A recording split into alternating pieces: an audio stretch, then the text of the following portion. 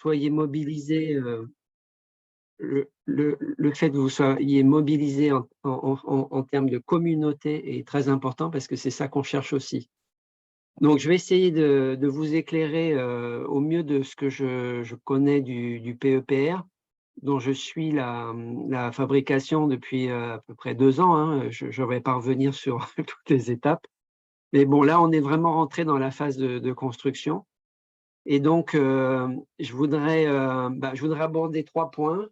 Rapidement, le contenu général, ensuite la méthode de travail qu'on a adoptée, et pour revenir en troisième point sur le sujet lui-même de la biodiversité, pour aller dans le concret de ce qu'on attend de vous et de ce qu'on peut vous répondre à vos attentes. Donc, sur le contenu, bon, vous avez sûrement assisté à d'autres webinaires, vu les sites web, etc. On est clairement dans une demande, voilà, aussi bien des parties prenantes que de la société, voire de nous-mêmes, de mieux adapter les forêts au changement climatique et trouver des solutions pour que les socio-écosystèmes forestiers résistent et se remettent des chocs attendus. Donc, j'ai cité quelques mots-clés. Socio-écosystème forestier, donc ça a été un parti pris dès le départ du montage du PEPR, c'est de considérer que le système naturel n'est pas indépendant du système humain et de sa gestion, des problèmes de gouvernance, de politique publique, etc. Donc, on est vraiment dans une approche considérant au niveau des disciplines, aussi bien les disciplines biotechniques que les disciplines de SHS.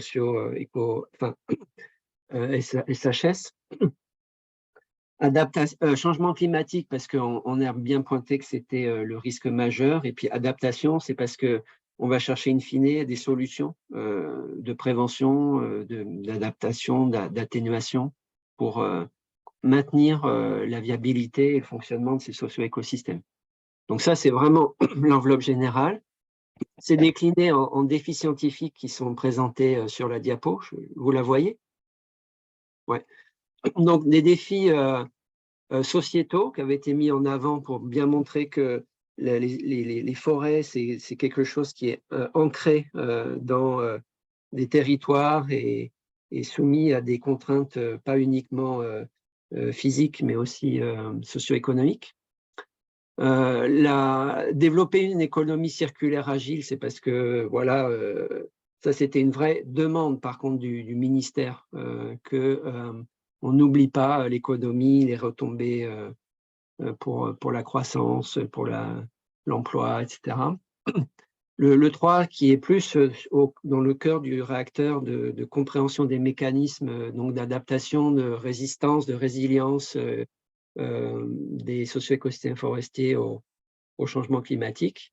Et puis, le besoin d'un monitoring des forêts pour assurer une connaissance de la dynamique actuelle et puis voir l'effet des options ou des solutions qu'on propose pour les rendre plus résistants ou résilients aux changements globaux.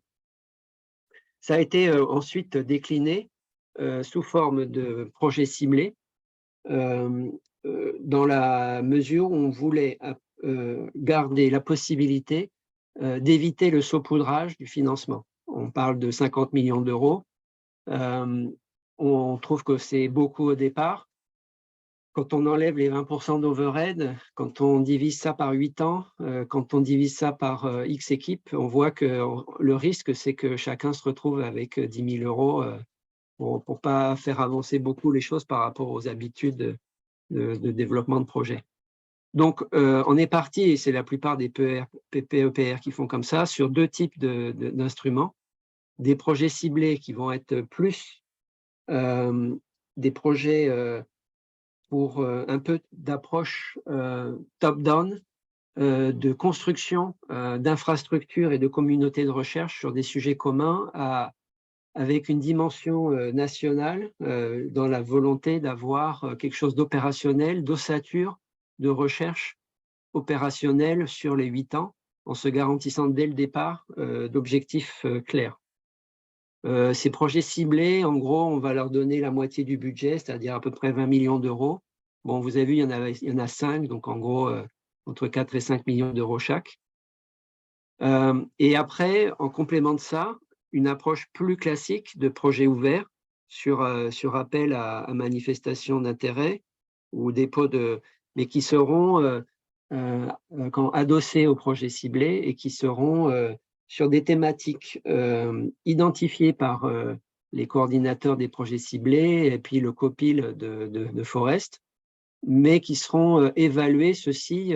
Alors, autant les projets ciblés, c'est du travail en interne, de construction, autant l'évaluation des projets ouverts, ce sera par des pairs extérieurs à Forest dans une procédure classique ANR.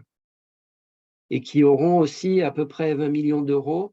Et là, on part sur des projets, en gros, une vingtaine de projets d'1 million d'euros. C'est-à-dire, on ne veut pas non plus saupoudrer. On va avoir à cœur de financer des projets ambitieux, assez sur du long terme, pluridisciplinaire ou pluri-équipe, mais là encore, sous forme de consortium bien construit, avec des thématiques assez larges. Alors, pour revenir au sujet des projets ciblés, je disais qu'on est dans une approche top-down, mais en termes de méthodologie, on a voulu, malgré tout, avoir une approche bottom-up pour leur construction. Et c'est là où vous intervenez. Et c'est là où c'est vraiment important de rappeler notre méthode de travail et lever une ambiguïté majeure qui est liée sûrement à une maladresse de notre part d'avoir appelé ça des expressions d'intérêt. En fait, il aurait mieux fallu dire des contributions volontaires au montage du projet ciblé. Parce qu'en fait, ce que j'ai proposé comme phrase qui a été retenue par les collègues, c'est pour l'instant, réfléchissez à ce que vous pouvez faire pour le PEPR, pas ce que le PEPR peut faire pour vous. Donc en fait, on est vraiment dans cette phase où on fait appel à vos idées, à vos attentes, aussi à vos disponibilités, à vos possibilités de travail sous forme de réseau d'ores et déjà établi, soit de collaboration, soit encore mieux de dispositifs d'observation, de terrain, d'expérimentation, de simulation.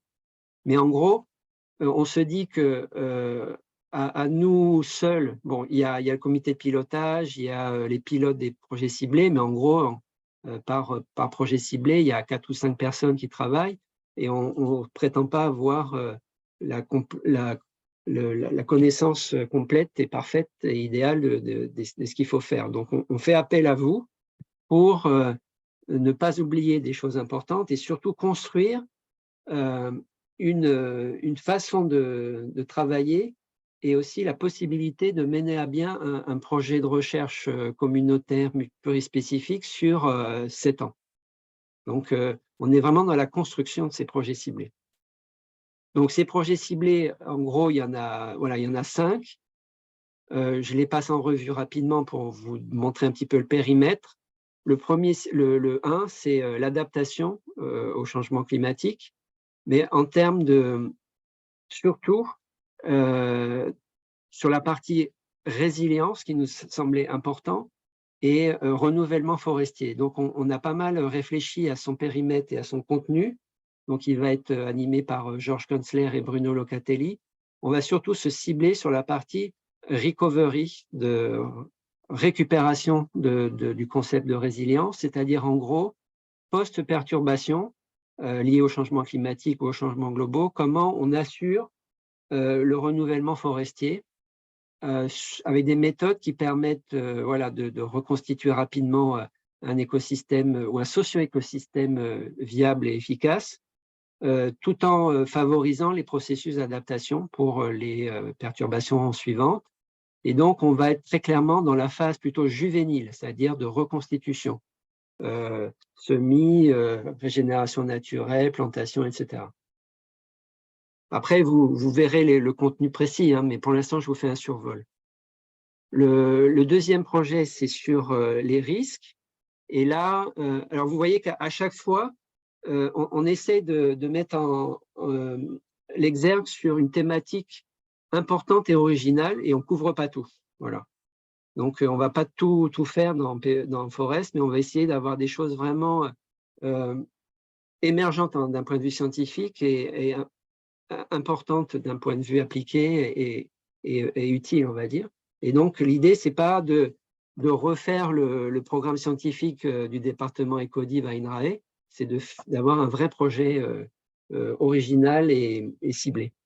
Donc voilà, sur l'adaptation et sur la résilience, le PC1, on a décidé de ne pas travailler là sur la résistance, mais sur la récupération, plutôt la phase juvénile. Voilà. Le deuxième qui est sur les risques, là pareil, l'angle c'est multirisque, c'est-à-dire qu'on définit un besoin majeur de passer d'une approche mono à multirisque, et là on va être dans les analyses des risques multiples, depuis les aléas multiples, la vulnérabilité multiple, les enjeux multiples, depuis les concepts, l'évaluation, l'analyse, jusqu'à trouver des solutions d'atténuation ou de prévention des risques. Et donc, typiquement, la partie résistance des écosystèmes, les mécanismes de résistance, les solutions pour améliorer la résistance, c'est dans ce PC2-là, ce n'est pas dans le 1, puisque là, on va s'intéresser plutôt à des forêts structurées, actuelles, des peuplements en place. Le troisième PC, c'est monitoring. Donc là, vous l'avez peut-être aussi assisté au webinaire de présentation. Là, c'est tout ce qui va être utiliser les systèmes de surveillance, surtout aérienne, le remote sensing, enfin la télédétection, etc., combiné à des outils d'intelligence artificielle pour caractériser l'état et la dynamique de nos socio-écosystèmes, enfin, surtout les écosystèmes, on va dire. Et donc là, ça va être mettre en place des instruments de surveillance, mais de caractérisation aussi des états et des dynamiques, avec un volet très clair sur les décrochages, les anomalies, là où il y a des mortalités, où les écosystèmes commencent à souffrir, et pour chiffrer ça et voir les dynamiques. Donc, c'est un outil de suivi, quoi. Alors ensuite, il y a un projet ciblé qui s'appelle Forest Hub, qui va être plutôt là où on va faire la synthèse de ces résultats pour identifier et tester des trajectoires d'adaptation des socio-écosystèmes forestiers, aussi bien d'un point de vue, on va dire, opérationnel sur le terrain que d'un point de vue socio-économique pour voir l'acceptabilité, la faisabilité, les freins ou les opportunités des politiques publiques locales ou régionales ou nationales. Donc là, ça va être plutôt un travail de regroupement, de synthèse des résultats des autres PC. Et ça va beaucoup s'appuyer sur le concept de Living Lab, où on pense que c'est un système et un lieu. Donc ça combine une approche territoriale et puis une approche de concertation avec les parties prenantes, donc deux dimensions utiles pour tester et valider des méthodes. Et notamment ici, ce qu'on veut, c'est vraiment des nouvelles trajectoires d'adaptation des socio-écosystèmes forestiers en modifiant leur contenu, leur composition, leur gestion, etc.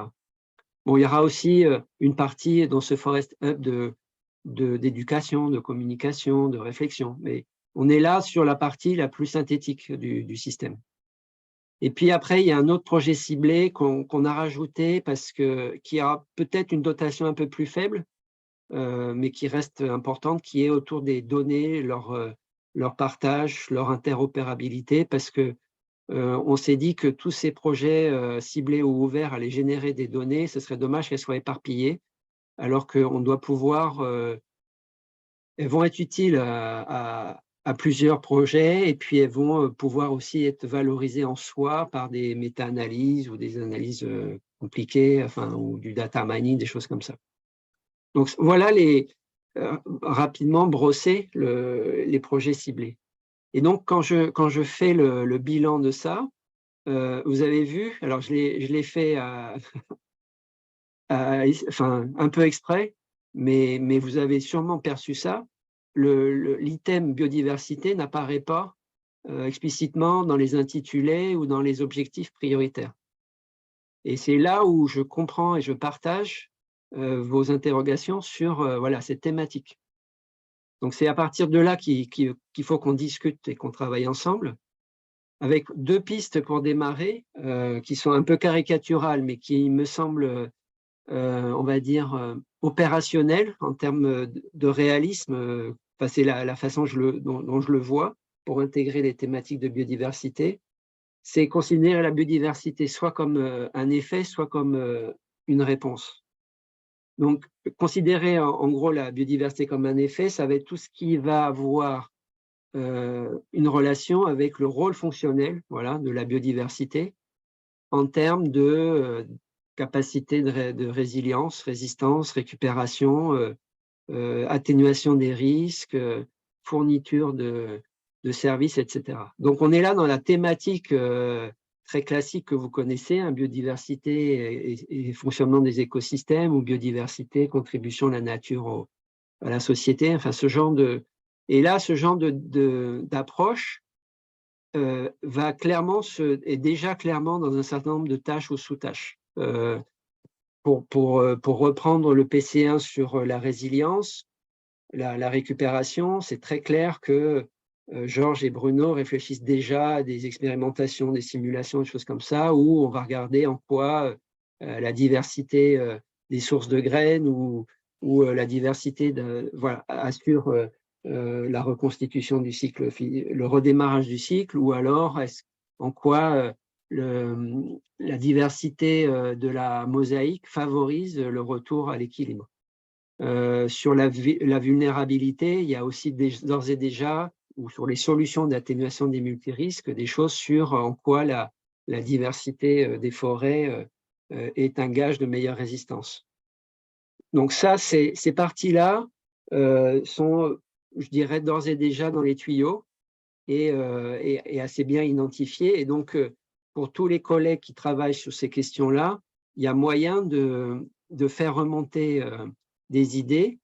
Et encore une fois, l'attente majeure, au-delà des idées, ça va être de proposer des infrastructures de recherche cohérentes ou opérationnelles dans lesquelles on va pouvoir tester nos hypothèses, c'est-à-dire des dispositifs de terrain, des expérimentations de terrain, des systèmes d'observation à long terme, enfin des long-term ecological research, ce genre de choses, où le lien fonctionnel entre diversité et puis voilà, forêt, socio-écosystème forestier va pouvoir être mobilisé ou affirmé pour répondre aux grandes questions des projets ciblés.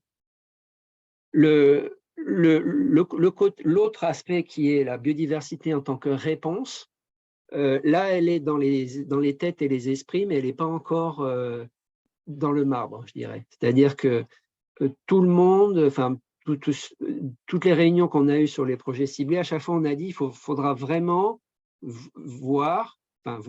étudier, analyser, quantifier l'impact. Donc là, on est plutôt sur des mesures de en quoi les modifications de la gestion vont avoir un impact sur la biodiversité. En se disant que la biodiversité fait partie des services ou des contributions attendues. Et donc, il va falloir veiller à ce que toutes les solutions ou trajectoires d'adaptation n'aient pas d'effet négatif sur la biodiversité. Donc ça va être la question majeure de la biodiversité lue en tant que réponse à une modification. Et donc, c'est là encore où on a deux options. Alors là, c'est plus clairement, à mon sens, un choix stratégique de votre part. C'est que soit on arrive de façon collective à proposer un système cohérent, collaboratif, avec pas mal d'équipes, voire pas mal de disciplines, pour livrer, entre guillemets, clé en main, un système de suivi de la réponse de la biodiversité aux infléchissements ou aux nouvelles trajectoires. Et à ce moment-là, on peut imaginer les intégrer dans les projets ciblés. Soit c'est difficile d'atteindre cet objectif très ambitieux, et à ce moment-là, il faut se préparer à nous aider à mettre en œuvre l'appel d'offres à projet ouvert, dont ce serait une des thématiques majeures. Avec un avantage et un inconvénient. L'avantage, c'est que on peut travailler ensemble à édicter, à raffiner les mots-clés, enfin le périmètre de ce projet ouvert. L'inconvénient, c'est qu'on se retrouve dans un système où s'il y a plusieurs projets en concurrence, ça va être compétitif et il faudra trouver, ça va être évalué par nos pairs, mais qui ne sont pas dans la structure de Forest. Alors voilà où je pense on en est arrivé. Et là, je vous propose d'ouvrir le débat maintenant et la discussion. Et alors, donc, je veux bien à la fois préciser ce qui manquerait à votre compréhension, et puis sinon, après, on peut peut-être commencer à réfléchir comment on bâtit justement ces propositions.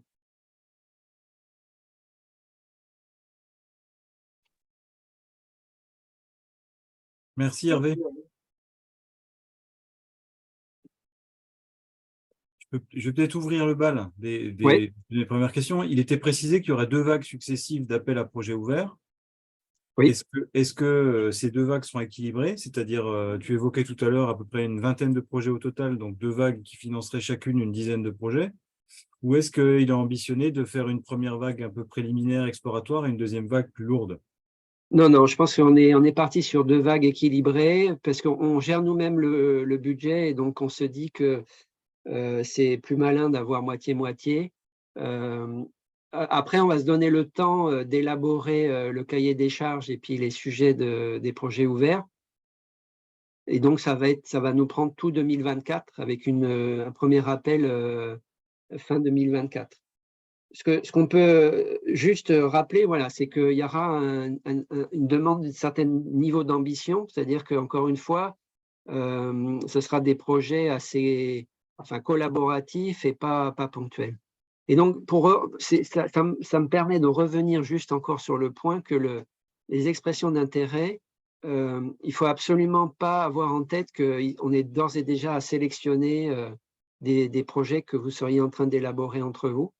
Là, nous, c'est une pêche aux idées et on n'est pas du tout en train de se dire, bah, tiens, il y a déjà un truc qui se monte avec 3 équipes, celui-là, on le garde et puis l'autre, on ne le garde pas. Pour l'instant, entre guillemets, on ne garde rien des projets en termes de propositions. Voilà. Et inversement, on garde tout, c'est-à-dire on ne garde rien en tant que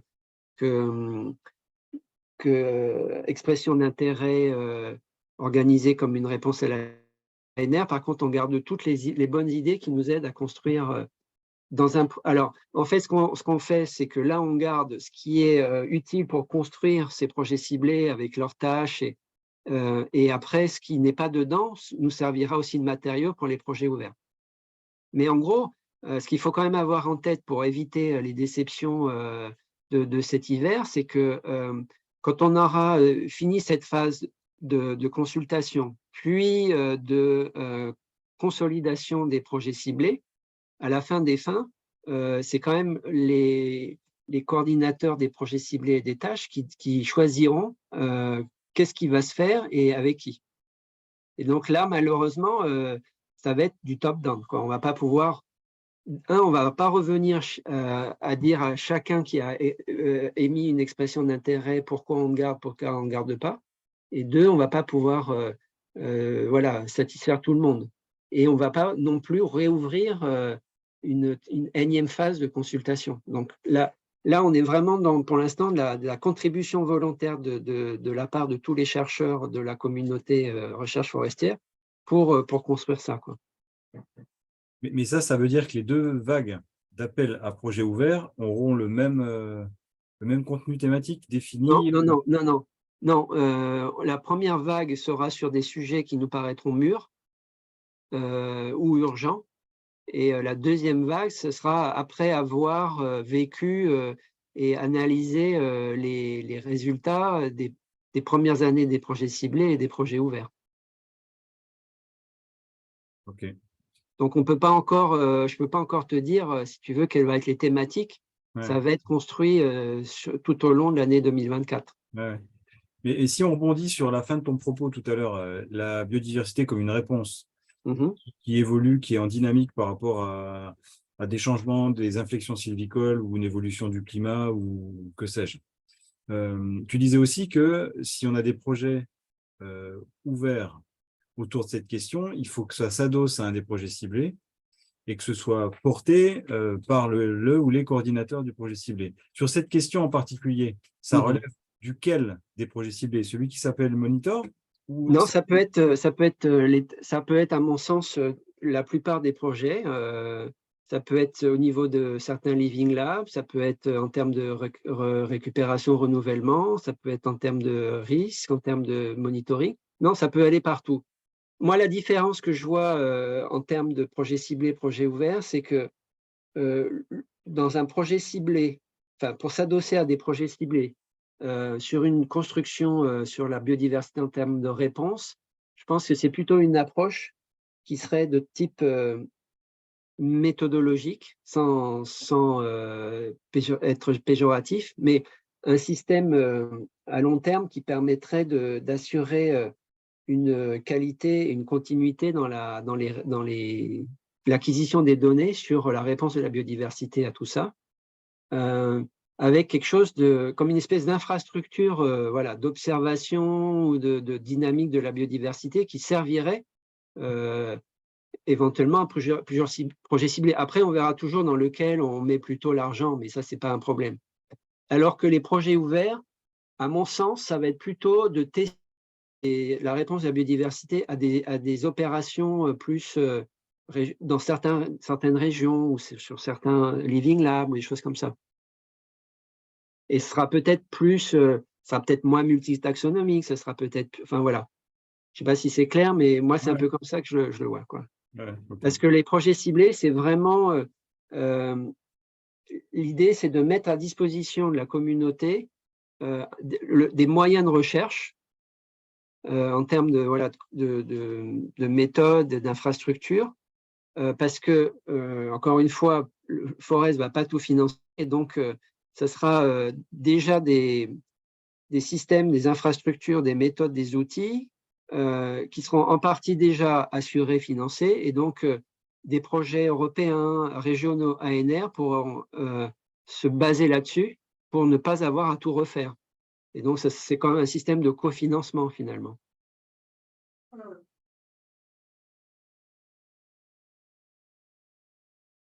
OK.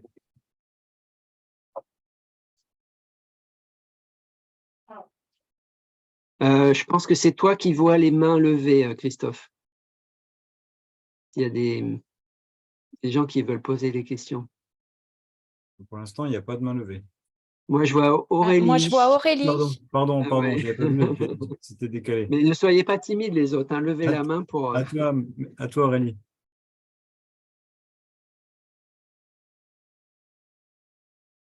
Alors, Aurélie, on ne t'entend pas.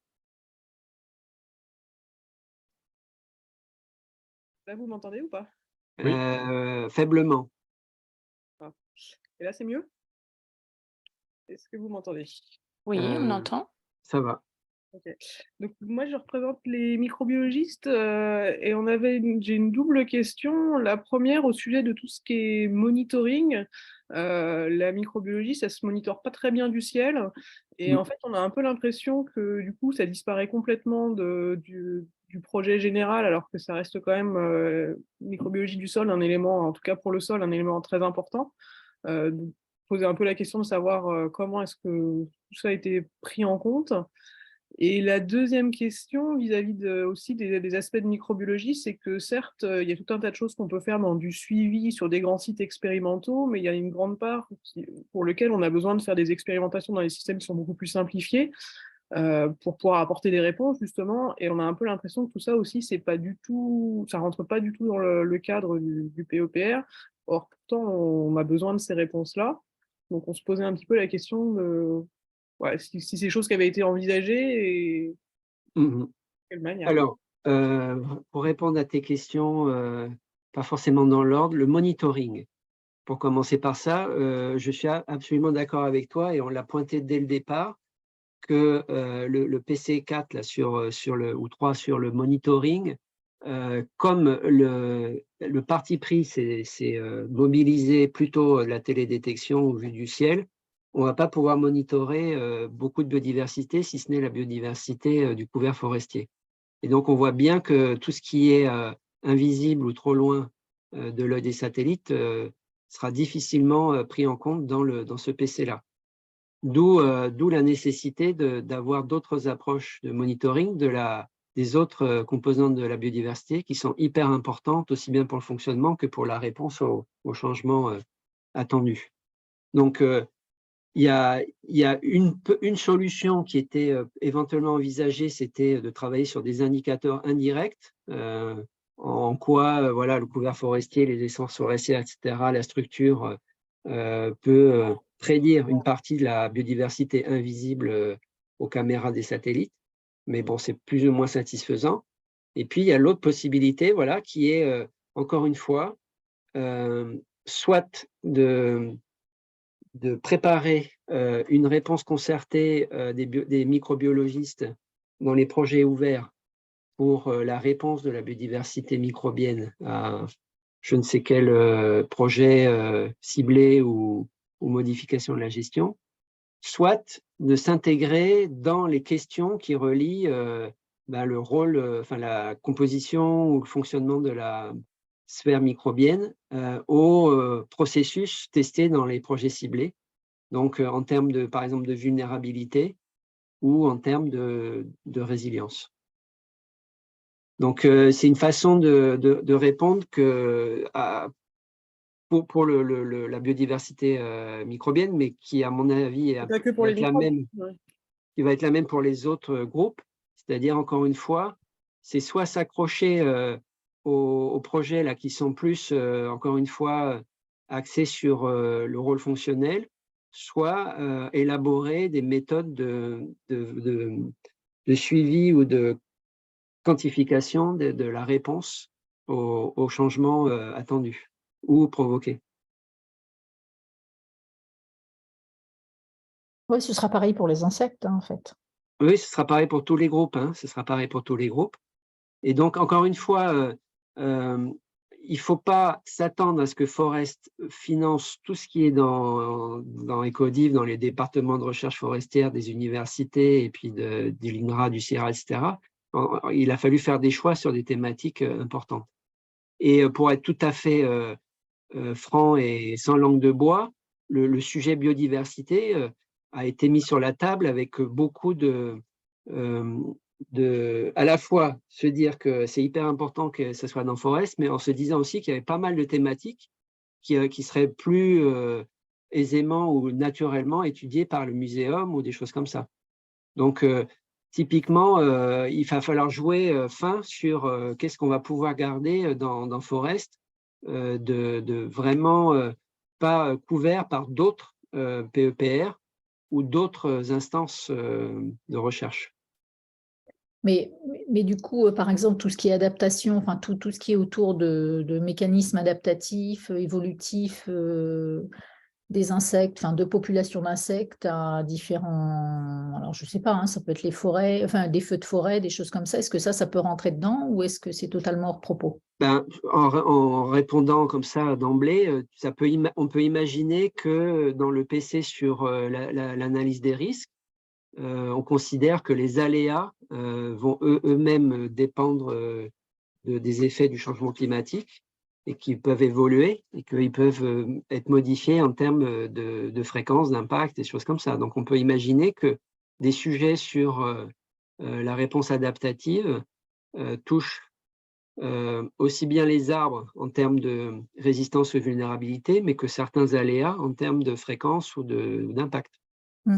Donc, à chaque fois, il va falloir se raccrocher aux tâches déjà identifiées dans les projets ciblés si on veut que la biodiversité soit dans le premier wagon de ces projets ciblés. Oui, c'est ça. En fait, ça peut être des changements de diversité liés à un changement, je ne sais pas, si on modifie les essences, par exemple, dans certains, tout ça, ça peut, en fait, qu'il n'y ait pas juste une étude de biodiversité pour la biodiversité, mais plus en réponse à un changement. Ouais. Michael a levé la main. Oui, j'avais une question de précision. Si j'ai bien compris, dans le projet Monitor, Oui. il est exclusivement réservé à l'imagerie satellitaire et au traitement des données d'imagerie satellitaire. On ne peut pas imaginer que des données brutes issues d'acoustique ou d'imagerie sous couvert ou au sol ou dans le sol, puissent être traitées également par intelligence artificielle, puissent rentrer dans ce type de projet-là. Là, il faudrait que tu. Alors, je t'avouerai que je n'ai pas suivi tous les webinaires. Il faudrait que tu demandes, enfin, que tu vois avec Jérôme et Camille. Mais l'idée, c'est quand même au départ d'avoir voilà, un système de suivi de l'état des forêts. Alors, avec un gros sur la télédétection. Et je ne suis pas sûr que.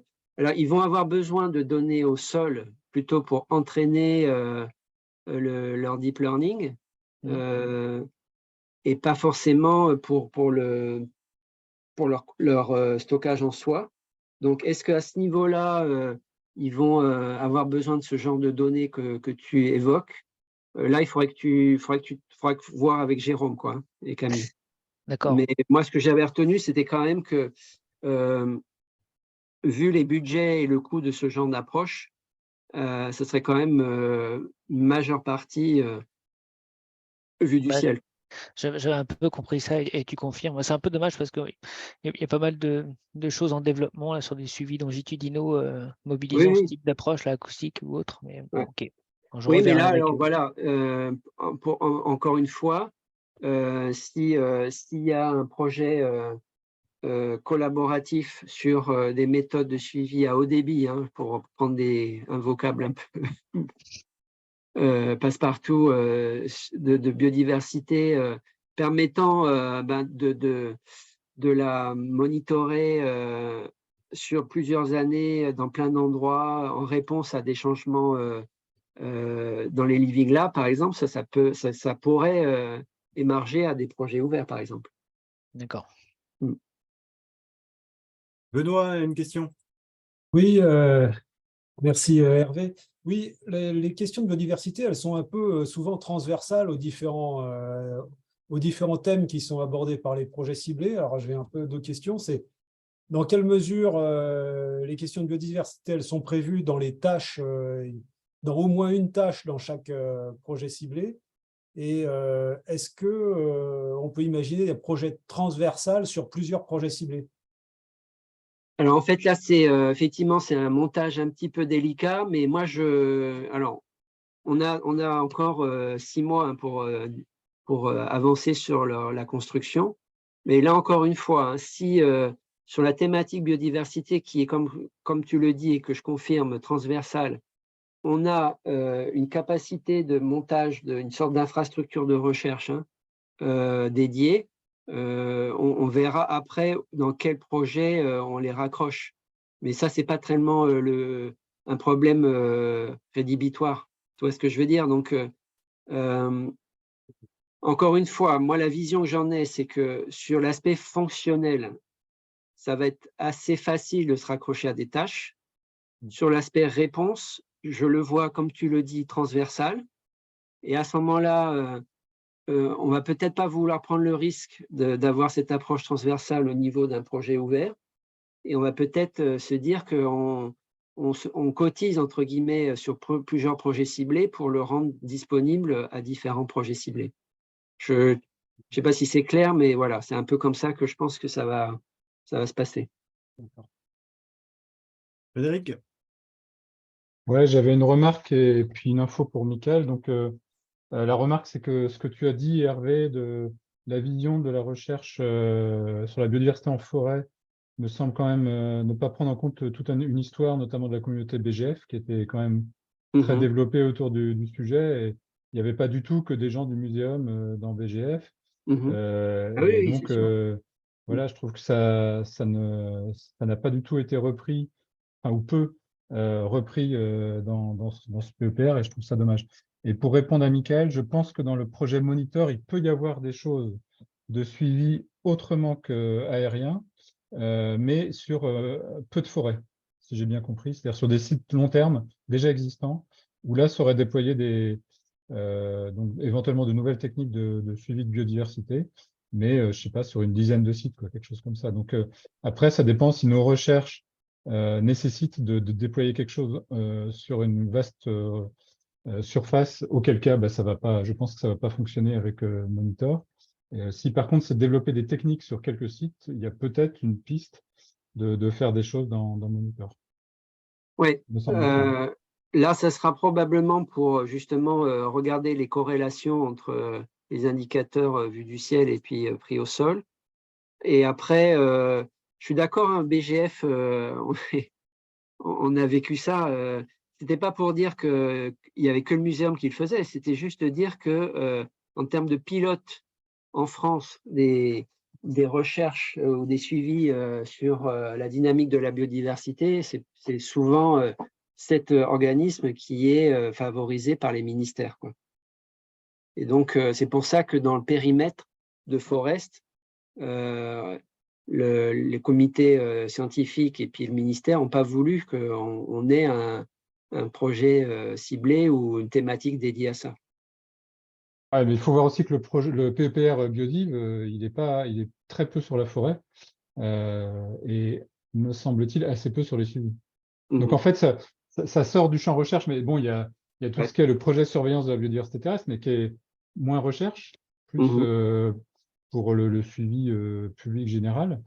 C'est peut-être là-dedans qu'il faut qu'on se mette, mais oui, voilà, effectivement après, un projet ouvert. Encore une fois, voilà, il y a plein de guichets, il y a plein d'options. Là, on est dans un exercice de style sur Forest avec ses limites et ses contraintes, quoi. Pas bien. Oui, j'avais une question sur en fait, sur la façon dont tu étais associé ou dont on pourrait associer dans cette réflexion les structures de réseau qui existent déjà, que ce soit le réseau des zones ateliers ou la plateforme pour la biodiversité forestière, le rôle que peut jouer le JP Cofort, le projet Passifort 2 qui vient de se terminer. En fait, la question que je me pose, c'est est-ce que ces entités-là ont déjà été associées à la réflexion et il s'agit de se coordonner dans ce réseau-là, ou parce que vu que la finalité, c'est de produire des infrastructures, ça va dépasser les activités de recherche individuelles et donc il faut se coordonner. Et se coordonner ex nihilo, c'est quelque chose qui est titanesque. Et donc, on imagine mal, enfin, moi, j'ai du mal à imaginer une coordination des novos qui soit indépendante de ces initiatives-là. Et donc, je me demande, en fait, comment ces réseaux existants sont intégrés dans ce PEPR, parce que j'imagine qu'il y a eu des prises de contact diverses et variées. Oui, alors tout à fait. Alors après, dans les réseaux que tu évoques, ils sont un peu hétérogènes en termes de structure et de fonctionnement. C'est-à-dire, typiquement, les réseaux de collaboration, de recherche comme Ecofort, etc., ils sont déjà dans la structure. Je sais pas, tu vois que Nicolas Picard, il coordonne le projet Forest Hub. Il y a déjà une partie de l'argent de Forest qui va aller au JP Cofort pour tout ce qui est justement think tank, analyse et compagnie. Donc, ça, c'est déjà intégré. L'autre type de réseau que tu évoques, qui est plutôt des réseaux, on va dire, de terrain, enfin, de structures opérationnelles, là, ils n'y sont pas dedans parce qu'ils ont leur fonctionnement et leur financement propre. Par contre, c'est très clair que les sites forestiers ou les déclinaisons forestières de ces réseaux, il va falloir les mobiliser. C'est hyper clair qu'on ne va pas redémarrer de zéro et qu'en plus, s'ils existent déjà, on va bâtir dessus parce qu'il y a déjà un antécédent et il y a déjà des archives. Donc, c'est là où on attend de vous, entre guillemets, la capacité à mobiliser ces choses déjà existantes. Bon, on n'a pas évoqué InSilva, enfin, il y a déjà plein de trucs, hein. Mais l'idée, c'est de les identifier et de les raccrocher à Forest avec la capacité qu'aura Forest de financer du fonctionnement ou de la prise de données dans ces sites-là ou dans ces réseaux-là. Donc, c'est un complément et je suis d'accord. Alors, je suis d'accord qu'on ne va pas recréer un réseau de suivi de la biodiversité en forêt française. Mais par contre, trouver ce qui existe déjà ou comment les structurer, les connecter, etc., ça fait partie du job. À toi, Marion. Oui, merci. Moi, j'avais une question de compréhension et puis deux éléments d'information. Ma question de compréhension, c'est la place du muséum d'histoire naturelle ou des partenariats de recherche avec le muséum dans le PEPR, il me semble que tu as dit tout à l'heure, pour certains aspects de la biodiversité, bon, ça c'est plus du muséum, donc c'est pas dans le PEPR. Enfin, j'ai pas tout à fait dit ça, mais en fait, si tu veux, tu vois que dans les institutions partenaires, il n'y a pas le muséum. D'accord. Donc, parce que voilà, il y a eu une partition, chacun fait un peu au mieux de ses capacités, et il n'y a pas d'équipe pour l'instant qui sont, tu vois, identifiées. Mais ça ne veut pas dire que si vous avez une longue collaboration avec certaines équipes, qu'il y a des méthodes qu'ils emploient, etc., ils ne puissent pas émarger, quoi. Hein. Mais pour l'instant, voilà, le muséum, tu vois que dans l'organigramme, il n'y est pas. Hein, D'accord. Voilà. D'accord, mais voilà, en collaboration, ils peuvent émarger à des projets PEPR. D'accord. Et les 2 éléments d'information, c'est que j'avais assisté à une visio du PC2, donc sur les multirisques, et où effectivement, ils m'ont clairement dit que le risque de perte de biodiversité ne fait pas partie des risques envisagés dans l'analyse multirisque. Bon, ça, Ouais, alors c'était ça, assez clair. ouais, ça reste négociable ou à discuter entre nous parce que tu vois, au niveau du comité de pilotage, on pense quand même que notamment les solutions, quand on va avoir à traiter des solutions qu'on va proposer de résilience ou d'atténuation des risques, on va quand même forcément avoir à prendre en compte leur effet sur les contributions, la nature ou ce qu'on appelait les services écosystémiques, dont la biodiversité. Donc, il y a dans le panel des réponses, il y a quand même forcément toujours la biodiversité parce que c'est la responsabilité de la forêt et des forestiers, quoi. Donc, la réflexion évolue hein, et c'est pas du tout fermé. Et je pense que ça va rester quand même, hein, cette histoire-là, D'accord. cette question-là. Ouais. Ouais. Alors, puis, tu vois, pas dernière, forcément, parce que tu vois, dans le risque, il y a les enjeux. Tu vois, c'est la composante, la troisième composante. Et quand on parle de multi-risque, on a aussi multi-enjeux. Ouais. Et donc, on a trop souvent considéré le risque en termes de perte de productivité, de perte comment on va dire ça, de rentabilité, etc. Mais il est devenu de plus en plus incontournable d'avoir aussi la prise en compte d'enjeux de conservation ou de biodiversité, quoi. Et puis sinon, ouais, dans le PC3, donc c'est Mais alors juste Marion, ouais. pardon, Oui. j'ai un peu l'esprit d'escalier, mais toi, la discussion qu'on a tous les deux là, c'est exactement ça qu'on veut en ce moment, c'est-à-dire quand il y a une contradiction, quand il y a un truc ambigu, ou quand on se dit que franchement, ça serait dommage de l'oublier dans le PC2, ben là, ça va remonter, tu vois. Et donc cet été, on va prendre mieux en compte ça et on va le remettre plus explicitement. Donc c'est vraiment vos interactions, vos remarques sont hyper utiles pour voilà. Oui, donc on peut continuer à interagir. Parce que c'est vrai que Bien moi, sûr, à bien l'issue de sûr. la visio PC2, moi, ce que j'en avais conclu pour les questions que j'avais posées et ces aspects risques de perte de biodiversité, c'était qu'en gros, fallait traiter ça plutôt dans le PC1, renouvellement. Ouais, Parce alors, que l'exemple que je prenais, il oui, c'est ça. concernait, par exemple, le renouvellement. Ouais. Mais voilà, alors si c'est le renouvellement, c'est PC1, effectivement. Ouais. Mais par contre, si c'est des peuplements en place, ça reste dans le PC2 et il faut. On va veiller dans les mois qui viennent jusqu'à la consolidation à ce que ces questions-là ne soient pas oubliées et soient bien positionnées dans les différents PC, quoi. Ouais. Donc l'idée, c'est de saupoudrer un peu de biodiversité. Alors non, pas Un peu saupoudrer. Il ne faut surtout pas partout. employer ce mot-là parce que c'est ce qu'on ne veut pas. Non, au contraire, on veut un truc cohérent, quoi.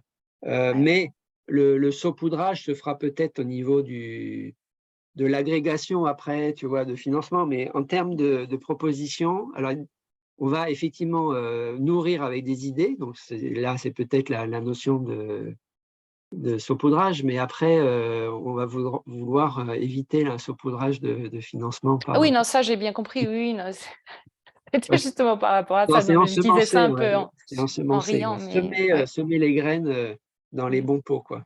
Ouais. Voilà, et juste aussi pour info sur l'aspect monitor, là, le PC monitor, on Ouais. a quand même une réunion, une visio l'autre jour Ouais. pour envisager des suivis du monitoring SHS, de données socio-économiques, de Oui, pratiques oui. de gestion. Et ça, c'est le genre de truc, ça ne se verra pas par télédétection. Non, non. Donc, ça veut dire quand même que au sein de Monitor, ils sont ouverts à des acquisitions de données par d'autres biais que Ouais, alors uniquement la télédétection. ouais, alors après, bon, c'est un petit peu de la cuisine interne, mais rajouter ce monitoring socio-économique, c'est parce qu'au départ, il était dans le PC Forest Hub ou dans un ex-PC1 qui a disparu. Enfin bon, bref, il fallait trouver une place où le mettre. Donc bon, c'est un montage un petit peu alambiqué. Ah, d'accord. Mais en fait, voilà, tout ce que vous dites là, par exemple, ce que tu disais, Michael, sur des suivis haut débit, entre guillemets, automatisés, etc. Voilà, on va pouvoir, si ça vous paraît super intéressant et faisable, etc., on va rediscuter avec Jérôme, hein.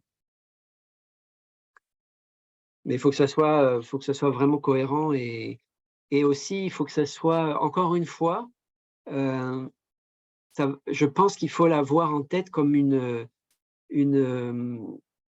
boîte à outils, sans être péjoratif, disponible à la communauté des chercheurs qui vont vouloir utiliser les données acquises pour comprendre des processus ou valider des nouvelles trajectoires. Oui, c'est un peu l'idée, hein. De toute façon, c'est une grosse phase de développement en première instance, hein. À toi, Ivan. Merci. Alors, je pense que je ne connais pas forcément tout le monde dont je me présente parce que la réciproque doit être vraie. Donc, moi, je suis généticien des populations et de l'adaptation et je travaille sur les forêts méditerranéennes en particulier. Et donc, vous comprendrez déjà tout de suite que moi, je milite pour la prise en compte du 3e niveau de la biodiversité, donc la diversité infraspécifique, mais pour la tenir ensemble avec les 2 autres niveaux, donc écosystème et espèces. Et effectivement, enfin, je partage un peu l'impression de Marion qu'on a du mal à avoir, enfin, on a l'impression que la biodiversité rebondit un peu d'un côté et de l'autre, alors qu'effectivement, enfin, ça me paraît une thématique assez centrale. Je veux dire, il n'y a pas de, je crois qu'il y a personne qui a des doutes là-dessus. Maintenant, est-ce que, comme tu le disais, Marion, le risque de perte de biodiversité est un risque à envisager? Enfin, je vois pas comment. Enfin, quand on dit un risque, j'imagine que ça veut dire que les forêts sont mal en point. C'est ça que ça veut dire un risque sur les forêts. Je comprends, si j'ai bien compris pourquoi je suis là, en général dans ce PEPR. Et donc, quand on perd une forêt, on perd la biodiversité qu'il y a dedans. Donc, je ne vois pas comment on peut ne pas la prendre en compte. Et donc, effectivement, je pense que alors, il doit y en avoir un peu de partout de la biodiversité dans ces différents PC. Moi, je crois que moi aussi, j'ai participé à un très grand nombre de webinaires, de réunions un peu sur tous les PC, 2, 3 en particulier. Et j'ai compris que comment dirais-je, les mécanismes de variation de la biodiversité, du coup, comprendre qu'ils n'étaient pas dans le PC3, qui se concentre sur le monitoring. J'ai cru comprendre qu'ils ne sont pas dans le PC2 parce qu'on t'a dit que la perte de biodiversité, c'était pas là. Et je crois comprendre qu'on dans le PC1, c'est plutôt la dynamique de la régénération après des perturbations. Donc, la biodiversité en tant que telle n'est pas là non plus. Donc, on va l'appeler autrement et on va la faire rentrer. Je suis un peu enfin, je sais qu'on va finir par arriver à travailler sur les processus, mais j'ai quand même l'impression que ces processus-là ne sont nulle part. Alors, peut-être que la raison est qu'il y a plein d'autres projets de recherche qui le font, mais ça me paraît quand même un peu étrange. Voilà, c'est la sensation que j'ai. Ben, oui, c'est ce que je disais en introduction. Ouais. C'est un PEPR socio-écosystème forestier face au changement climatique. C'est pas un PEPR biodiversité forestière. Donc, la question qui nous occupe cet après-midi, c'est de dire que, je suis le premier à confirmer que la biodiversité est centrale et qu'il ne faut absolument pas l'oublier, mais deux, on ne peut pas tout faire. Par exemple, les recherches sur les règles d'assemblage des espèces, on ne va pas le mettre dans Forest. L'effet de, je sais pas, du changement climatique en soi sur la biodiversité des carabes, on ne va pas l'avoir non plus dans Forest. Donc, tu vois, on est obligé de faire un tri et de cibler. Et donc, encore une fois, il va falloir trouver les thématiques intéressantes pour la communauté de la biodiversité qui sont compatibles avec l'orientation de Forest. Donc, si je reprends l'exemple de la diversité génétique des essences forestières, très clairement, ça va être dans, par exemple, le projet ciblé 2 sur en quoi ça joue sur la vulnérabilité. Ça va être aussi dans le projet ciblé 1 en quoi la diversité génétique des graines favorise la régénération, etc. Donc, tu vois, il y aura des et ça sera pour l'aspect fonctionnel, et l'aspect réponse, ça va être est-ce que la diversification de la mosaïque forestière favorise les processus d'évolution parce qu'il y a de la connectivité. Enfin, voilà. L'idée, ça va être que vous arriviez à identifier là où vous vous y retrouvez. Donc ça, c'est ce que Forest peut faire pour vous. Mais ce que vous pouvez faire pour nous, enfin pour nous, pour Forest, c'est dans cette phase de construction, justement identifier les thématiques, l'intersection entre ce que vous faites tout le temps, enfin ce qui vous intéresse le plus, et ce que Forest a comme objectif, quoi. Et donc, trouver cette intersection-là, et surtout, une fois que vous avez identifié cette question de recherche, parce que c'est quand même un projet de recherche, ce n'est pas un projet de développement, voir comment on peut construire les infrastructures, les outils, les méthodes, la collaboration entre différentes de vos équipes pour consolider et puis pour répondre aux questions qui vous intéressent. À toi, Fabien. Donc, voilà, hein, c'est encore une fois, c'est pourquoi c'est hyper intéressant cette discussion cet après-midi, parce que autant la biodiversité n'est nulle part pour l'instant dans les intitulés, autant on est d'accord qu'elle doit être dans beaucoup d'autres endroits, mais pas tout ce qu'on fait depuis 30 ans sur la biodiversité des forêts, quoi, ou en forêt.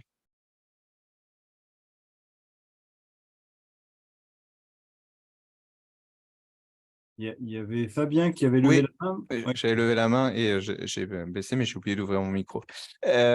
Du coup, je me demandais, alors ce que tu viens de dire, Hervé, finalement, ça bat un peu en brèche la question que j'allais poser, mais ce que je comprenais, ce que je crois percevoir comme ligne de l'exercice, c'est finalement de partir de nos réflexions actuelles sur les moyens dont on dispose pour faire du suivi au débit de la biodiversité en forêt. Et il me semble qu'il y a plusieurs projets ou structures qui ont contribué récemment à cette question, que ce soit PACIFOR 2 d'un côté ou la stratégie scientifique de l'Observatoire des forêts sentinelles.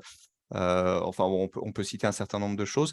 Et en partant de cette base-là, de réfléchir à comment on souhaiterait peut-être en se fondant sur les maquettes de PACIFOR 2, par exemple, comment on souhaiterait le convertir en cet outil qui servirait à la communauté scientifique et dont tu as fait référence. Mais c'est une vision qui est très dispositif centrée et qui n'émane pas forcément de questions de recherche spécifiques, mais plutôt de la recherche d'un outil transversal. Mais de la première partie de la discussion, moi j'avais compris qu'on pensait plutôt outils, puis qu'on pensait les liens avec les PC a posteriori, et que la question du PC dans lequel ça se raccrocherait serait fixée a posteriori. Mais là, ce que tu viens de dire a plutôt tendance à dire qu'il faut partir d'une question Voilà, donc du coup, j'ai du mal à cerner la méthodologie, mais j'ai l'impression qu'en partant de Passifort 2 ou de la stratégie scientifique de l'Observatoire ou des réflexions sur le PSDRF, etc., là-dessus, en imaginant une instrumentation au débit plus forte en termes de biodiversité pour répondre aux questions des PC, pourrait fournir la méthodologie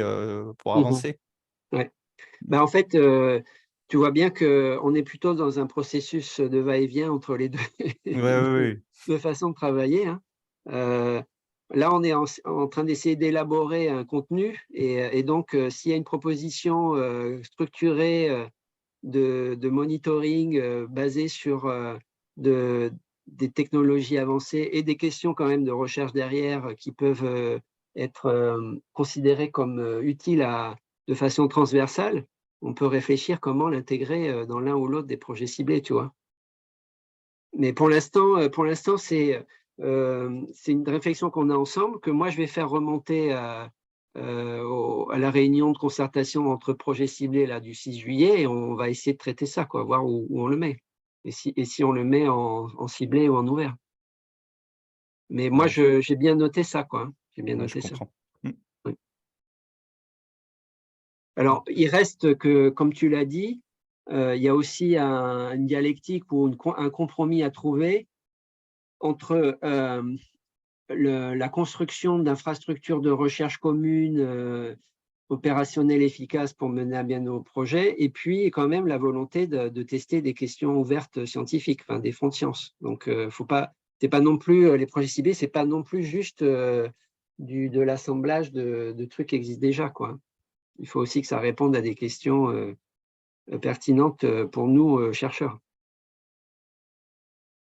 Avant de passer la parole à Marion, Frédéric et Ivan, j'avais 3 questions pratiques très courtes.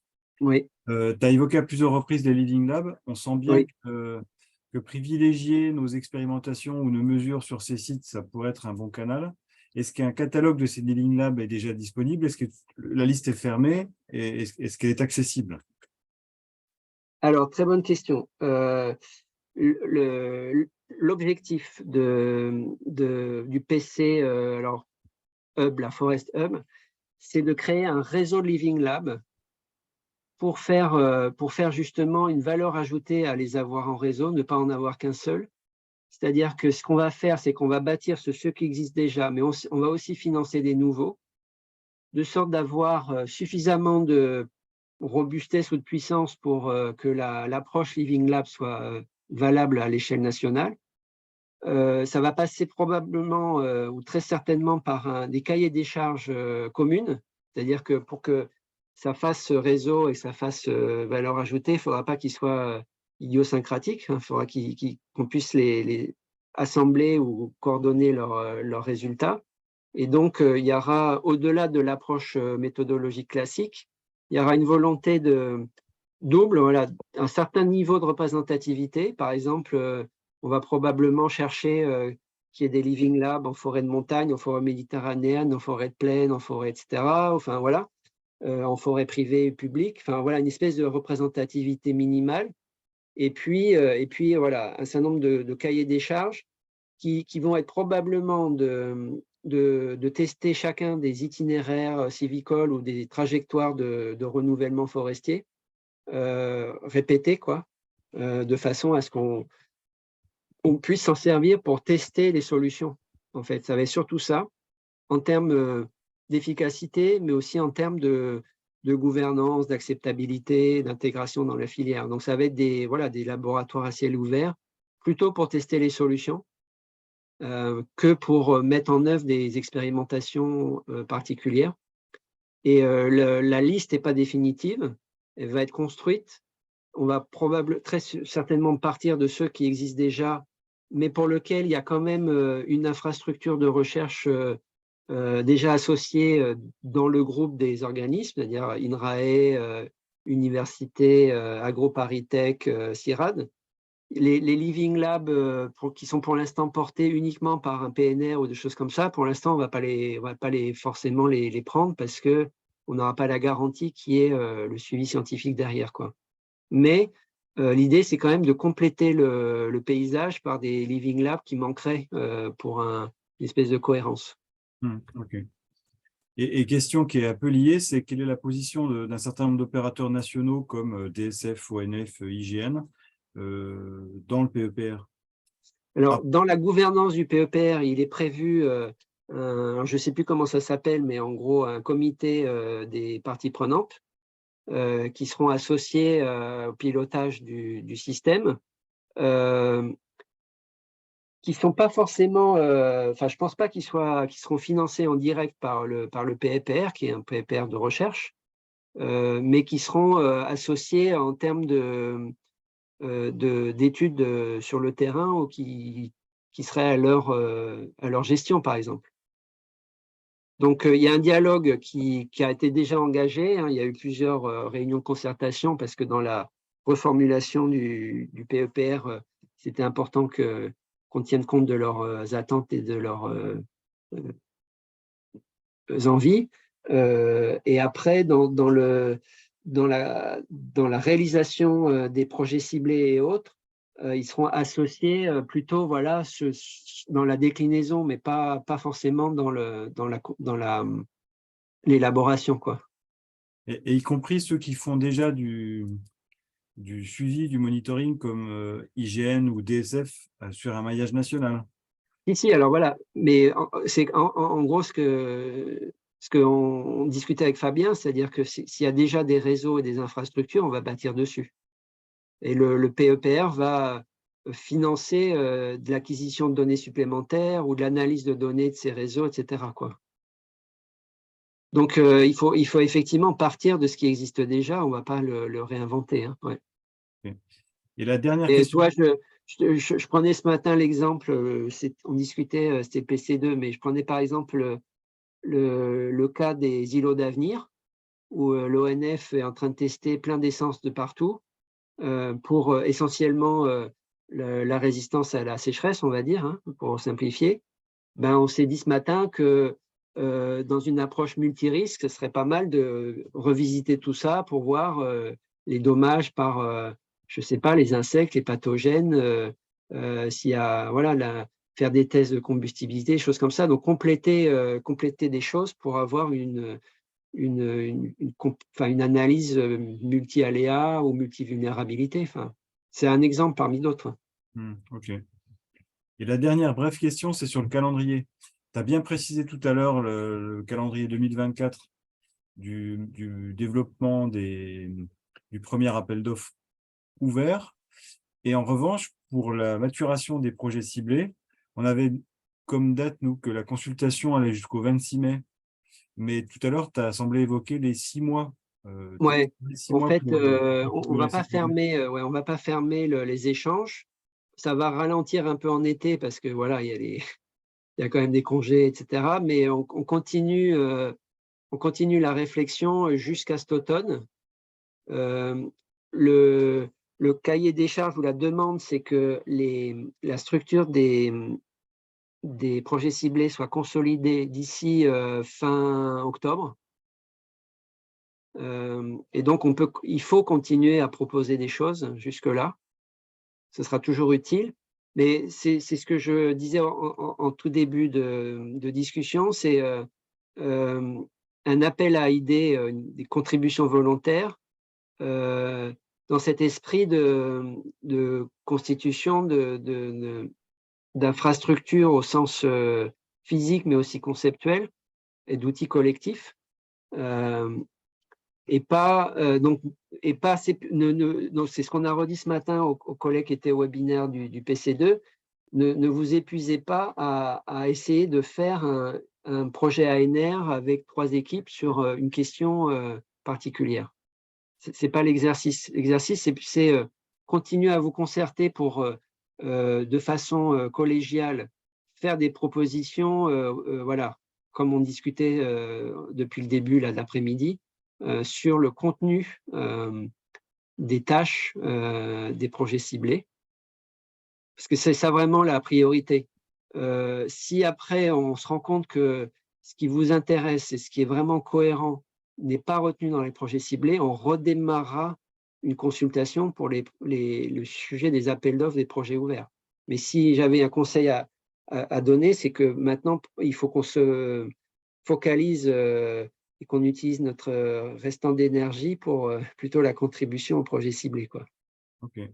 Parce que ça arrive en premier dans le calendrier. Merci. Alors, dans l'ordre, Ivan? Oui, non, c'était juste pour confirmer. Alors, je pense avoir compris, et d'ailleurs, je pense qu'on était j'étais un peu sur ces lignes-là déjà avant qu'Hervé me réponde. Donc, l'idée, évidemment, ce n'est pas d'essayer de faire apparaître un PC biodiversité là-dedans. Là, ça n'a aucun sens, mais en fait, de contribuer avec ce que nous, on pense être important dans tout ce qui est processus lié autour de la biodiversité, aux questions qui sont posées par les différents PC.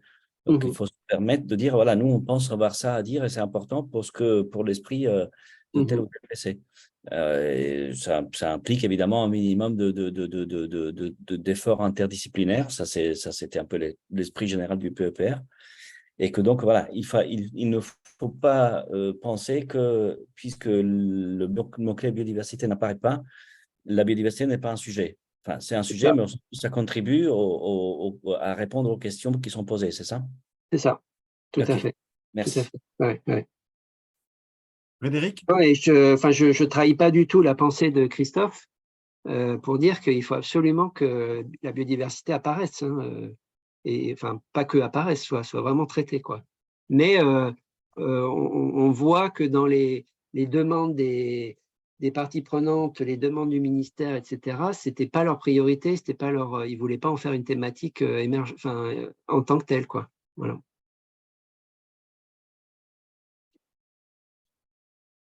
Donc, je prends la parole, Christophe. Oui, Frédéric, c'est à toi, s'il te plaît. C'était pour rebondir sur ce que Fred bien disait. Moi, je suis assez d'accord avec son point de vue sur le fait de partir de choses qui existent déjà. Alors, donc sur Passifor 2, je l'ai présenté au PC3, mais la suite de Passifor 2 est plutôt, enfin, après, telle qu'elle est prévue actuellement, elle est plutôt pas très académique. Et donc, c'était là où j'étais un petit peu. Je pense que des réflexions de type Passifor 2 ou autres, si elles visent à aller dans PEPR, probablement que si le but c'est de faire une infra de recherche ou quelque chose comme ça, il faut que ça vise plus la recherche. Passifor 2, c'est plutôt une visée production d'indicateurs suivi de la biodiversité, alors qui est utile à la recherche, hein, bien entendu, mais peut-être pas. C'est pas. Je la qualifierais pas d'infra de recherche. Et Ouais, je suis là-dessus, d'accord. il me semble qu'autour de ça, il faut distinguer, donc, je pense, trois types de recherche autour de ça. La recherche amont assez méthodo. Et là, il y a des choses communes avec ce que Fabien a cité, qui peuvent être reprises peut-être dans le PEPR. Il y a la mise en place de l'infra. Et là, je pense que c'est un peu autre chose que ce que réfléchissait Passifor 2. Et il y a après le traitement de questions académiques, notamment sur la base de cette infra. Et là, ce n'est pas du tout Passifor 2 en tant que tel. Voilà, donc il faudra traduire ça. Et puis le dernier truc, c'est par rapport au Living Lab.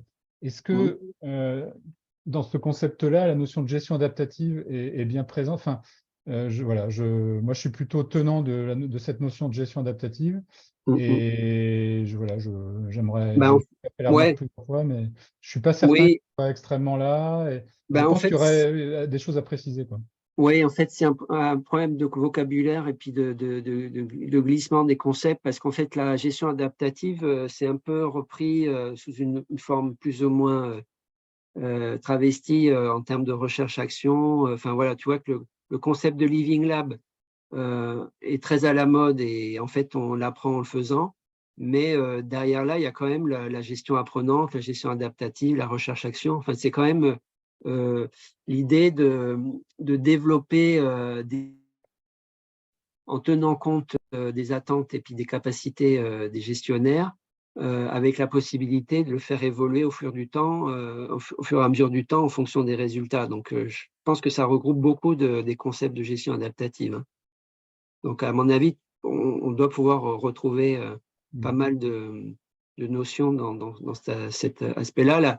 La petite différence que j'y vois, c'est l'ancrage territorial, c'est-à-dire le fait que on se saisit d'une zone ou d'un territoire atelier dans lequel on peut faire fonctionner la concertation et voilà. Mais du sinon, coup, non, mais là, il y a des leçons à tirer du passé, parce que Dans le cas de Chouette Tacheté, c'est quelque chose qui avait été développé par le plan Clinton pour sortir de l'ornière du blocage qu'il y avait. Et de fait, il y a 10 ou 11 zones de gestion adaptative qui ont été mises en place, mais qui étaient plutôt Living Lab, qui étaient ancrage local et traitaient chacune des questions différentes. Du coup, au niveau du réseau des zones adaptatives, on n'a rien appris du tout.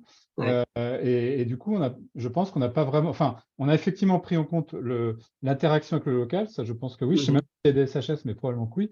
Par contre, la réponse en termes de réseau sur un territoire large et un peu générale ou contexte dépendante en écologie, je pense que là, forcément, quoi.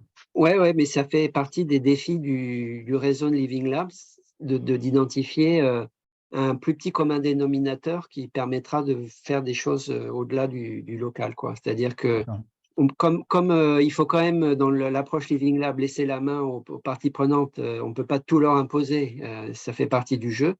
Il faudra quand même que dans le cahier des charges, il y ait un commun dénominateur, sinon, encore une fois, c'est du saupoudrage et il n'y aura pas de valeur ajoutée à l'avoir dans le PC1, quoi, ou dans le PC4. À toi, Marion. Merci. Alors, moi, j'apprends des choses là, parce que je n'étais pas tout à fait bien au fait de ce qu'il y a dans le PEPR, mais si je comprends bien, donc, une des finalités, c'est de produire des infrastructures de recherche. Et pour la partie monitoring, le PC3, j'imagine que derrière, l'idée, c'est de faire un monitoring pour fournir des données de recherche à analyser derrière. Pas que aux chercheurs, hein, aussi des données pour l'État et pour les collectivités publiques. Hein. Ouais. D'accord. L'idée, c'est d'avoir un tableau de bord, tu vois, de l'évolution, parce que pour piloter la politique forestière française ou la gestion des massifs, l'idée, c'est de fournir, toi, des données quantitatives fiables. Alors, ça va être surtout couvert, biomasse, mortalité, etc. D'accord. Et il y a quand même une chose qui m'interroge dans le PC3, c'est l'entrée affichée par les technologies avancées. Parce que je me dis que en fait, ce qui guide la conception d'un système de monitoring, c'est d'abord l'objectif de ce qu'on veut suivre. Et en fonction de l'objectif, ça peut ou non avoir à faire appel à des technologies avancées. Donc ça m'interroge un peu, cette entrée par les technologies avancées, et je voulais savoir ce qui l'avait motivé. En fait, je suis d'accord, l'objectif, voilà, encore une fois, c'est vraiment d'avoir un tableau de bord en continu, au jour le jour, d'informations sur l'état des écosystèmes, avec des grosses attentes sur la vitalité, sur la fonctionnalité, sur l'intégrité, sur le carbone, sur la biomasse, les anomalies de dérive, etc., pour faire des systèmes d'alerte, à la fois avoir une estimation de la contribution des forêts au puits de carbone, etc., mais aussi mettre en place des systèmes d'alerte si on voit que ça décroche, etc. Mais en même temps, c'est bénéficier des avancées techno sur le couplage satellite avec des images de plus en plus fréquentes et précises, et les outils d'analyse de données par apprentissage, quoi. Donc, si tu veux, il y a un va-et-vient, encore une fois, entre l'outil et la méthode et puis l'objectif. Mais l'objectif, c'est quand même ça, c'est-à-dire d'avoir un suivi à large échelle, sur des très grandes surfaces et quasi instantané, quoi. Et dans ce suivi de la santé, de l'évolution des socio-écosystèmes forestiers face au changement climatique, j'ai le sentiment quand même que certains compartiments de l'écosystème sont mis en avant plus que d'autres, parce qu'on pourrait imaginer, tu vois, qu'il y ait la biodiversité dedans, mais au même titre que tout le reste. Et en fait, c'est clairement affirmé, assumé que c'est avant tout la productivité, la santé des arbres et la biomasse. C'est ça, oui, complètement. Complètement. Ça reste le carbone et la biomasse. Hein. Et donc, c'est là où moi j'ai pris note de ce qu'on discute cet après-midi et se demander si on pourrait ou pas rajouter un monitoring biodiversité, mais pareil, avec la même approche, c'est-à-dire pas forcément précis en termes de liste d'espèces, mais une espèce de système en continu à haut débit sur large échelle. Donc, on peut imaginer réfléchir justement à une nouvelle approche du suivi de la biodiversité qui fasse appel un peu à la même innovation technologique et avec des objectifs un peu comparables. D'accord. Donc, ça, je pense qu'il faut qu'on va en discuter avec Jérôme et Camille. Avec, je ne vous cache pas, la négociation sur si on rajoute ça, il faudra faire réduire autre chose. Mais moi, j'ai bien perçu votre demande là-dessus. Ouais. Mais intuitivement, je me dis, si on part vers ça, on va pas refaire du piégeage et je ne sais pas quoi, et de l'analyse des communautés, comme on le ferait pour d'autres objectifs plus locaux. Ça va être peut-être dégradé au sens pas péjoratif du terme, l'information spécifique, mais peut-être avoir des indicateurs de biodiversité, pas indirects, directs, mais peut-être pas, enfin, vous voyez ce que je veux dire, pas au grain d'espèce, mais peut-être… Par exemple, la biomasse d'un groupe donné ou des choses voilà, comme ça. Ouais. C'est peut-être des indices de diversité acoustique que proposait… je ne sais plus qui proposait ça tout à l'heure, mais enfin voilà, ce genre de choses, ça peut être, on peut imaginer ça, ouais.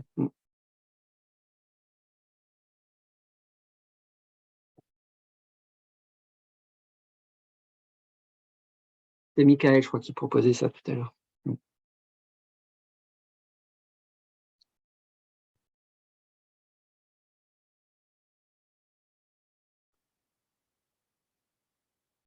Est-ce qu'on essaie de faire la synthèse de tout ça, Christophe? Ouais, Benoît, pardon. Ouais. Ouais, j'avais une dernière question. Là, pour les projets ciblés, il ne va pas y avoir des appels à projets, là. Non. Alors, comment ça va se passer? Là, c'est aux responsables des projets d'identifier qui ils veulent embarquer dans chaque projet. C'est ça. Ouais, Donc exactement. là, il faut faire un peu du lobbying, il faut être gentil avec chaque responsable, là, actuellement, c'est ça? Non, non. Non, il faut faut pas être gentil, il faut être constructif et proposer des bonnes idées. Donc, en fait, c'est ce que j'expliquais tout à l'heure, c'est-à-dire que on s'est donné le temps de construire de façon collégiale le contenu des projets ciblés. C'est pour ça qu'il y a eu autant de webinaires, de discussions, etc. Mais en termes de pêche à idées, de contribution à la construction des projets ciblés sous forme vous avez vu, de tâches, voire de sous-tâches. Ça va être consolidé jusqu'à fin octobre. Donc, on doit continuer à proposer des choses, mais en essayant, pour gagner du temps, parce que là, il y a eu il y a une petite difficulté, on apprend en faisant, quoi, mais l'idée de faire des expressions d'intérêt, les gens ont des fois cru que c'était un vrai soumission à un appel d'offres. Non, c'était essayer de récupérer des bonnes idées, et donc on s'est retrouvé avec trop, finalement, de projets trop ponctuels. Donc, votre démarche de cet après-midi, de vous retrouver ensemble, c'est mieux parce que, et je pense que ça fait partie des conclusions qu'on peut tirer, c'est que maintenant, cette phase de dernière ligne droite cet été, là, jusqu'en octobre, ça va être beaucoup plus efficace, beaucoup plus utile pour les pilotes et beaucoup plus efficace pour vous de réfléchir ensemble à des propositions communes structurées. Donc, éviter l'éparpillement et le saupoudrage dans la logique de ce qu'on a discuté cet après-midi. Parce que ce que vous allez proposer en termes de pertinence et d'opérationnalité, si c'est suffisamment pertinent et opérationnel, vous avez beaucoup plus de chances de vous y retrouver et donc d'être appelé à participer in fine, quoi. Parce que encore une fois, on ne va pas pouvoir rouvrir des appels pour dire, étant donné la structure du projet ciblé, est-ce que j'ai marge à la tâche 1 ou 3, 4? C'est impossible, ça va prendre trop de temps et ça, encore une fois, ce n'est pas ce qu'on veut. Donc, en fait, une fois que les tâches, éventuellement les sous-tâches seront identifiées, qu'on se souviendra de qui est capable de les assumer, eh ben, c'est ces gens-là qui vont être intégrés, quoi. Ouais. Donc, c'est à la fois, c'est assez périlleux, enfin, c'est pas évident, hein, et aussi, on est conscient qu'il y aura des élus et d'autres qui ne le seront pas et qu'il y aura de la déception, quoi. Mais il y aura, en termes de remède à la déception, il y aura les projets ouverts dans une deuxième phase, mais là encore une fois, ce sera des projets à large spectre, quoi, enfin, en termes d'ambition. Ok. Mais si, encore une fois, si des communautés de chercheurs, de disciplines ou de dispositifs se structurent pour faire des propositions pertinentes et cohérentes dans les périmètres des PC, ça augmente les chances d'être dans la première vague. Donc, moi, c'était un peu ça que je voulais dire pour conclure. Je ne sais pas s'il y a d'autres questions, Christophe, mais moi, j'aurais tendance à vous inviter à continuer à réfléchir à ça et faire des propositions, mais surtout, ne vous épuisez pas à dire c'est telle équipe, telle personne à tel endroit, etc. C'est plutôt, enfin, bien sûr, vous signez, vous dites qui est intéressé, mais faites des propositions directement utiles à la construction d'un PC. Enfin, je ne sais pas si c'est clair, mais en reprenant, donc normalement, les brouillons des structures en tâches des PC sont tous disponibles sur le Nextcloud. Et donc, ça vous donne des pistes pour voir où ça peut s'insérer et comment ça peut contribuer. Ouais, ok. Et donc, il n'y a pas besoin, à mon sens, d'avoir tout un laïus très long de contexte, de rationnel et compagnie. Ça peut être assez direct. Voilà ce qu'on propose pour traiter ce sujet-là et en quoi c'est structurant et pertinent, quoi. Moi, Et ce à que mon je- avis, il faut faire émerger 2, 3 grands trucs, quoi, pas 10. Ce que je retiens aussi de tout ce que tu nous as dit, Hervé, c'est que en premier lieu, il faut vraiment positionner notre questionnement sur la biodiversité comme ou une réponse ou un déterminant. Et Oui. si c'est une réponse, ce serait peut-être des questionnements plutôt éligibles dans les appels d'offres ouverts. Et si c'est la biodiversité comme un déterminant, ça peut éventuellement rattacher au projet ciblé. Mhm. Et ça reste pour l'instant un peu acrobatique. Et puis, Non, pas en termes d'effet de la biodiversité, c'est pas acrobatique, hein. Ça reste, ça va être vraiment dans les thématiques, en tout cas pour sûr dans le 1 et le 2, hein, dans la Adapt et X-Risk. ok. Mais donc je suis d'accord avec ta synthèse, au bémol près qu'on peut peut-être encore jouer tenter le coup sur une tâche ou une sous-tâche dans Monitor. Moi, c'est ce que je retiens de ce qu'on a discuté cet après-midi.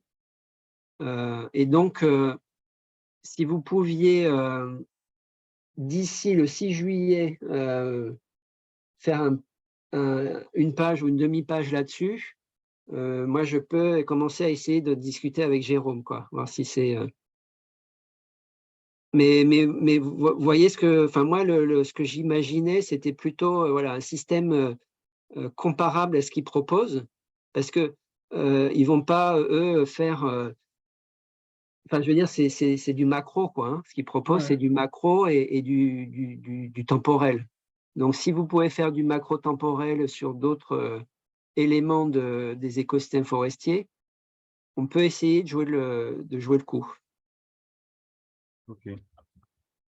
Ce qu'on peut traduire aussi des conseils que tu as donnés, c'est que moi, je vois 3 dimensions dans la réussite d'une proposition qu'on ferait. C'est que, il faut vraiment la concerter autour d'une communauté de spécialistes bien Oui. identifiés et éviter, comme tu l'as souligné à plusieurs reprises, la dispersion. Ça, c'est sûr. Le 2, c'est mobiliser les infrastructures de recherche ou en proposer de nouvelles. Ça a l'air d'être une dimension assez structurante aussi. Et le 3e point que je vois, c'est essayer de privilégier l'implantation dans le réseau des Living Labs, parce qu'on sent que ça donnera du poids à nos propositions aussi. Alors, sur le dernier point, sur les Living Labs, c'est un petit peu plus compliqué que ça. En termes tactiques, parce que tu vois, si on veut être dans Monitor, là, il ne faut pas être dans les Living Labs. Je ne sais pas si c'est clair, parce que la Monitor ne va pas se décliner dans les Living Labs, il va avoir une portée tu vois, supra-régionale, peut-être nationale, voire continentale, avec aussi bien la forêt tempérée que tropicale. Si on se rapproche des Living Labs, ça va être peut-être autre chose. Et là, comme en plus on n'a pas le réseau encore en place, c'est une proposition différente. Enfin, tu vois, je réfléchis tout haut. C'est peut-être plus dans les projets ouverts où on va avoir un projet de test de trajectoire en Living Lab qui prend en compte la biodiversité en tant que réponse, mais aussi en tant qu'intérêt par les parties prenantes avec des volets SHS, quoi. Je réfléchis un peu tout haut, hein, mais tu vois, je pense qu'il faut… en fait, on peut imaginer quand tu dis enfin, je ne sais pas si c'était ça que tu avais en tête, trois orientations. Une orientation d'une sous-tâche dans Monitor, une intégration dans la biodiversité fonctionnelle bien claire dans le 1 et le 2, et peut-être d'ores et déjà un projet ouvert sur les Living Labs en termes de réponse aux trajectoires testées avec une dimension écologique, mais aussi socio-économique, quoi, ou SHS. Mais je veux pas tout imposer et tout verrouiller, hein. Si vous avez des trucs beaucoup plus malins que ça, n'hésitez pas, hein. Enfin, je veux dire, je réfléchis avec vous cet après-midi, hein.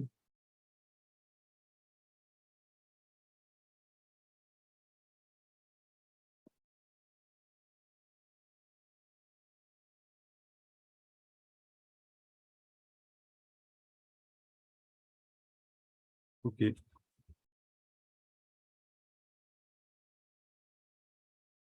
Alors, on n'a pas du tout évoqué le Forest Hub. Donc, dans le Forest Hub, il y a une partie enseignement. Donc, il faudra voir aussi éventuellement avec ça s'il y a de la formation ou de l'éducation à la biodiversité. On n'a pas évoqué que dans le Forest Hub, on a prévu de travailler avec le CESAB sur des revues systématiques ou des méta-analyses. Mais ça, je pense que ça reste dans la thématique des projets ouverts, puisque pour l'instant, ça va être des guichets et c'est eux qui vont proposer faire des appels à expression d'intérêt là-dessus, quoi. On a quand même évoqué le Forest Hub dans sa responsabilité à coordonner le réseau de Living Lab. En plus, oui, non, mais c'est ça, hein, c'est en plus des Living Labs. Ouais. Mais la biodiversité dans les Living Labs sera, voilà, ça sera une déclinaison territoriale, forcément, hein.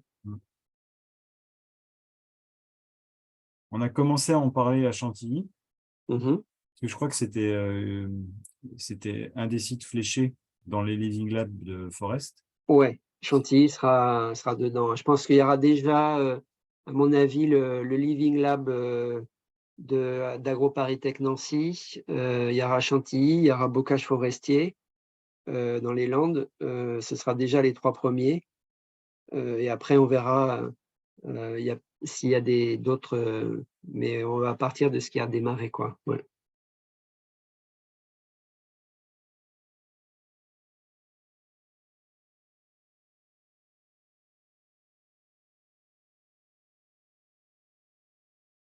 Donc, ce qu'on peut peut-être prévoir, c'est continuer à échanger cet été. Faut pas vous arrêter. Moi, je vais restituer ce qu'on a discuté à la réunion du 6, là, et avant, si j'ai l'occasion de croiser les collègues, mais n'hésitez pas à continuer à nous envoyer des propositions. Donc, ce qu'on peut imaginer, c'est si vous avez déjà ciblé les PC, envoyez-les aux pilotes. Si c'est un peu plus transversal, et de toute façon, même aux pilotes, vous me mettez en copie. Comme ça, moi, je peux essayer de me faire l'avocat de vos propositions, quoi. Ok, et je posterai l'enregistrement de nos échanges sur le cloud du PEPR. Si tu as une procédure, je suis intéressé parce que je ne sais pas comment faire sinon. Ouais, non, je sais pas. Je peux me renseigner. Je suis pas doué. Bah, sinon, je le ferai, je me renseignerai. Ouais. À qui on peut adresser une requête sur ce type de demande très pratique? Ouais, tu demandes à Christophe, il va te dire. Ok, Ouais. ça marche. Très bien, merci beaucoup Hervé. Ben, merci à vous. J'espère que les idées sont un peu plus claires pour tout le monde. Ouais, j'espère aussi, voilà. Mhm. Et ce n'est que le début. Et voilà, continuons le combat. Ah, je l'ai déjà entendu, celle-là, quelque part. Bon, Mais bon je après-midi. souscris. Bon après-midi à tous. Allez, merci. Merci, à bientôt. Au revoir. Merci beaucoup. Merci. À bientôt. Au revoir.